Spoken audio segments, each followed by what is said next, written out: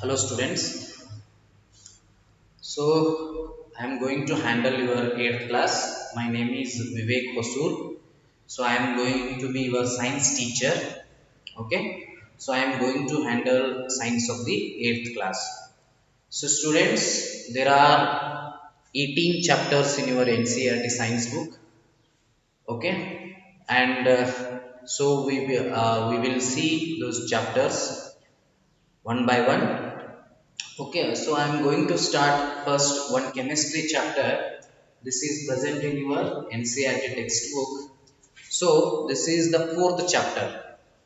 Fourth chapters of materials.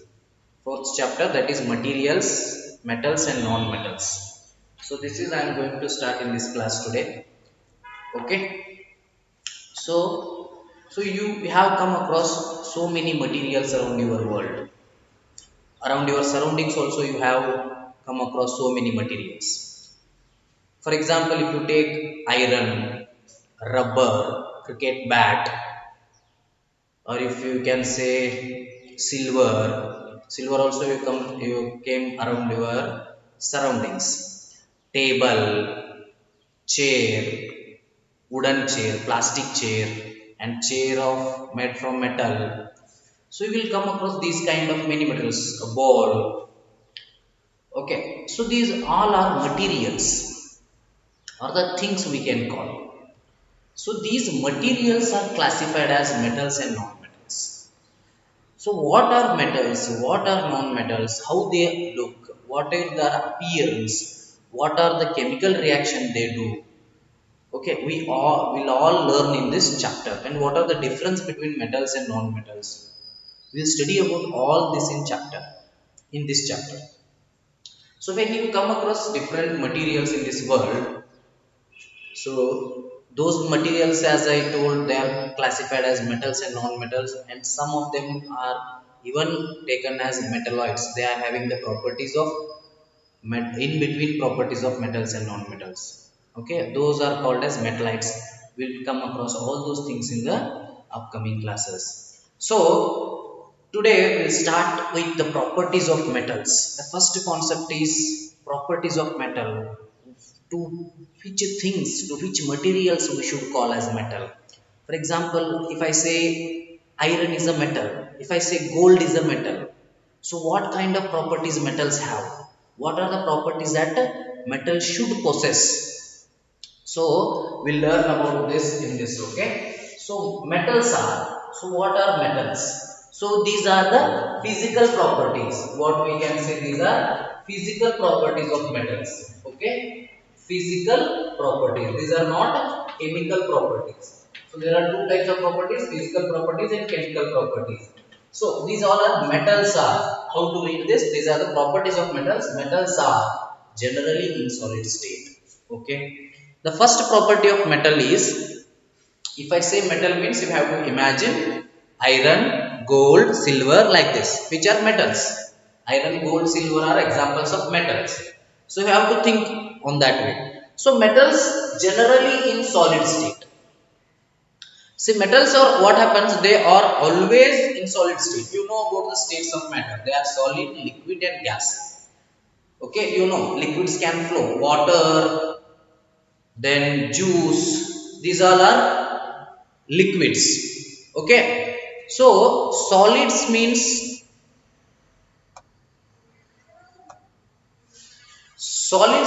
they cannot flow, they are hard. Liquids and gases, you already know about those things. So metals are generally in solid state. Generally they are in solid state. Very rarely we find that metals are in liquid state. There is only one liquid metal that we call it as, what we call for that, mercury.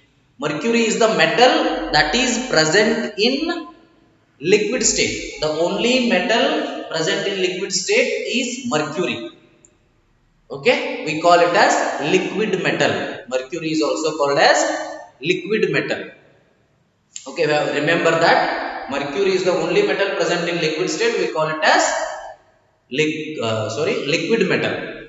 Okay, so except that 99% of the metals are, they are in solid state. maximum, generally, except mercury, all the metals are in solid state. Generally, they are in solid state. I hope you understood. If you take gold, if you take iron, if you take silver, they are in solid state. So, second point is metals are hard. When you touch the iron, when you touch the gold, you will find the hardness of the metal. It is not soft, it is not smooth. You can feel the hardness of that metal. If you want to touch steel, iron and silver materials, you will find the hardness of the metals. So metals are usually hard. They are very hard. Third one, they are lustrous. You don't know about this word meaning. Okay, what is lustrous? Lustrous means the surface should have shiny nature. That means it should have a shining surface. Metals are having shining surface. If the metal is having shining surface, we call it as lustrous. So, maximum metals are having shining surface. If you take iron, it is having a shining surface at the end. If you take silver, it is shining surface, it is having shining, silver shines, gold shines, even iron is also shining little bit. So that is shining surface they are having. If you take iron with one side and wood with other side, wood you know already, a wooden stick or an iron stick if you say, you can see there is a shining surface. Or if you say you are very familiar with scales, if you are having metal scales and plastic scale, a metal scale is of 30 centimeter and plastic scales in your compass they are of 15 centimeter. If they available, okay, if you see them, these plastic scales are not having any shiny nature. But if you see the metal scale, there is a shiny appearance of the surface. So that we call it as lustrous. So the word lustrous meaning is the property by which the substances have a shiny nature on the surface. The property by which the substances are having shiny nature on the surface or the shiny surface, we call it as lustrous. So these 3 points we already understood. So we'll move to the fourth point. If you have any doubts, okay, you can ask me. The number is given in WhatsApp group, so you can ask me later. So fourth point of metals is they are malleable and ductile. This is very much important point. Question will be asked in this. What is malleability and what is ductility? Okay. So first understand what is malleable and what is ductile. See, metals can be beaten into thin sheets. If a metal is given, you can cut it. Okay. You can beat it. Okay. Till how much you can beat it, you can make it very clearly thin sheets. You have seen very thin sheets of copper, you might have seen. So you could see very thin sheets of iron. So we can beat the metal so that we can make them into thin sheets. Those are called as, that property is called as malleability. What is malleability? I will write it. This question will be asked. Please note down this. Define malleability. They will ask this question in exam. Define malleability or define ductility. Malleability. You should remember this. Please note down this malleability. The property of metals by which they can be beaten into thin sheets. The property of metals by which they can be beaten into thin sheets. They can be beaten into thin sheets. Thin sheets is called malleability. Please note down this. This is very much important. This question will definitely come for 1 mark. If it is asked with ductility, it will be of 2 mark. or if it is asked only malleability, it will be of 1 mark. The property of metals by which they can be beaten into thin sheets is called malleability. You should remember this. What is malleability and what is ductility? I hope you are writing here. I will write. So these are the properties. So what it says, the property of metals by which they can be beaten into thin sheets is called malleability. So define malleability, the property of metals. It is the property of metal by which they can be beaten, or metals can be beaten into thin sheets. When they can be beaten into thin sheets, we call it as malleability. So this is 1 mark question, definitely will ask. So example, you can beat the copper and make it into very thin sheets. Thin means very thickness is very much small. Okay, and you can beat gold also, and you can beat iron also to make them into very thin sheets. Okay, this is called malleability. So the next one is ductile. Ductile or ductility. Another property is there. We can say ductile or ductility. So what is that? This is also property of metal. Do you agree? The property of metal. The property of metal by which they can be drawn into wires. By which they can be drawn into wires. They can be drawn into wires is called ductility. Is called ductility. So the materials which are having ductility, we can call them as ductile. See, the materials means metals here having both malleability and ductility. So those are malleable and ductile. Means the metals can be drawn into malleability we have already seen. So we will see the ductility. So ductility is what? The property of metal by which they can be drawn into wires. So metals can be drawn into wires. If you take a copper metal, so they can be drawn into wires. We all use copper wires in our electrical circuits.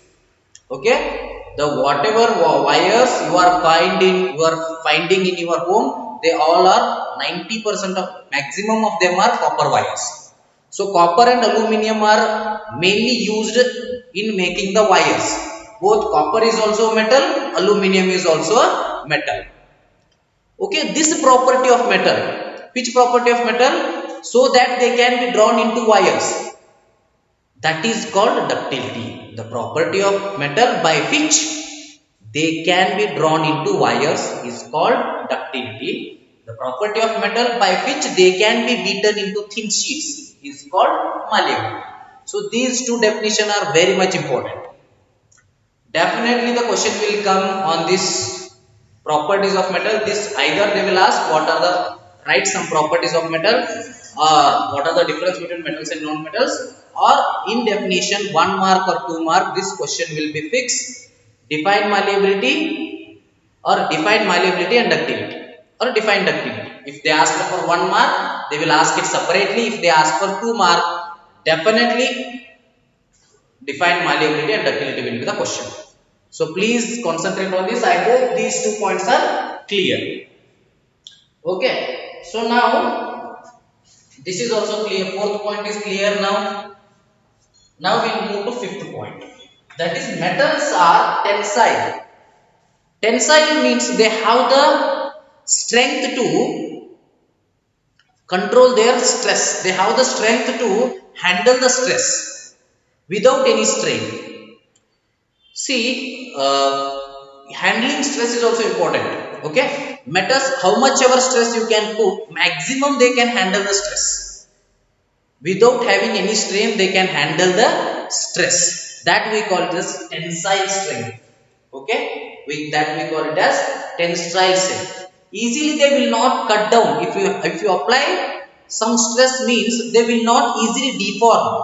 I hope you are understanding. deformation will not happen easily even though you apply more stress. Okay, so that is the property, we call it as tensile property. So next one, they have high melting and boiling points. See, metals are having high melting and boiling points.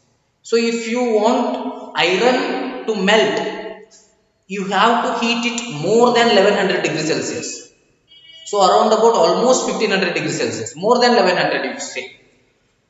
So melting of iron takes more than 1100 degrees Celsius, which is very high temperature. So if you take boiling point of water or melting point of water, it is 0 degrees Celsius and 100 degrees Celsius. Boiling point of water is 100 degrees Celsius, melting point of water is 0 degrees Celsius. But when it comes to metals, if you take iron, the melting point of iron is more than 1100 degrees Celsius. So they have high melting and boiling point. See, remember, solids are having the melting point, liquids are having the boiling point. Even though metals are solids, maximum of them solids, okay, they are all the metals, those are having solid, they are having high melting point, but only mercury. Mercury is what? It is in liquid state, it is having high boiling point. So metals are having high melting and boiling point. High means more than 800 degrees Celsius, more than 500 degrees Celsius. They are not having less boiling point, they are having high, not low melting or boiling point. They are having high melting point as well as high boiling point. Metals are having high melting point and high boiling point. Next, seventh one, they are good conductors of heat and electricity. Metals conduct properly. They are the good conductors of heat and electricity. They conduct properly. Okay? They are the good conductors of heat and electricity. So metals are allowed, heat is allowed to pass through the metals. It can be passed. Heat can be passed through the metals. If you heat one end of the metal, that heat will be easily transferred to the other end of the metal. Similar way, electricity is also easily transferred. It can be easily transferred to the metals. You can easily, how heat is transferred? One example, very easy. If you are having hot tea in the plastic cup, you will not feel the heat. Your fingers will not feel the heat of that tea. But if you have the heat tea in a silver cup or a steel cup, okay, steel is the alloy, but it's the mixture of metals. Okay, there you feel that, or in copper, silver cup or steel cup, or metal cup, there you will feel that heat is coming to your finger. There you feel the heat of tea. So there is a transfer of heat. So metals allow the transfer of heat to pass through them, and metals allow the electricity to pass through them.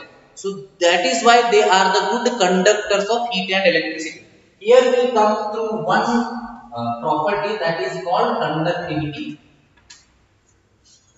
What is conductivity? The property of metals,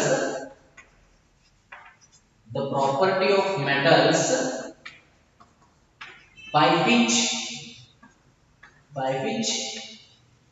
they can conduct or allow the transfer of conduct electricity and heat, or you can say heat and electricity.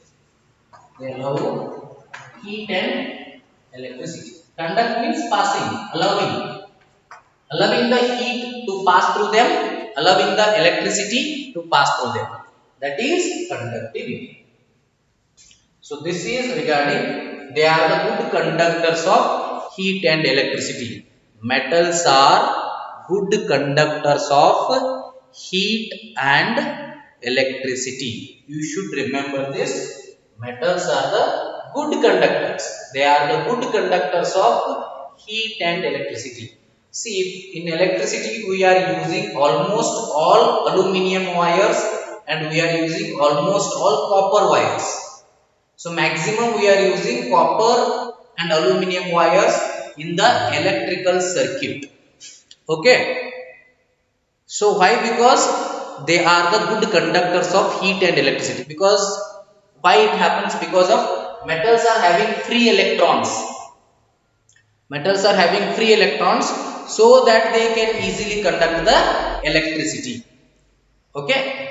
So next, last one, sonorous. Sonorous means what? Sonorous means what? The property of metals, I will write here. The property of metals by which they produce a sound. The property of metal, the property of metal by which they can produce the sound. They can produce ringing sound, we can say, or sound.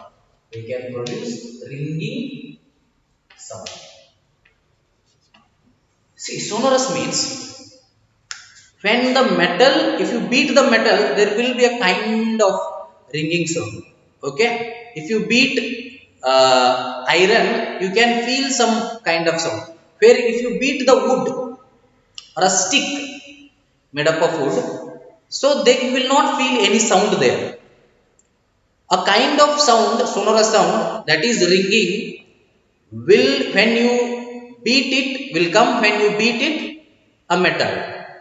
Suppose if you beat a iron rod or iron material, you will feel some kind of sound there. You can hear some kind of sound there.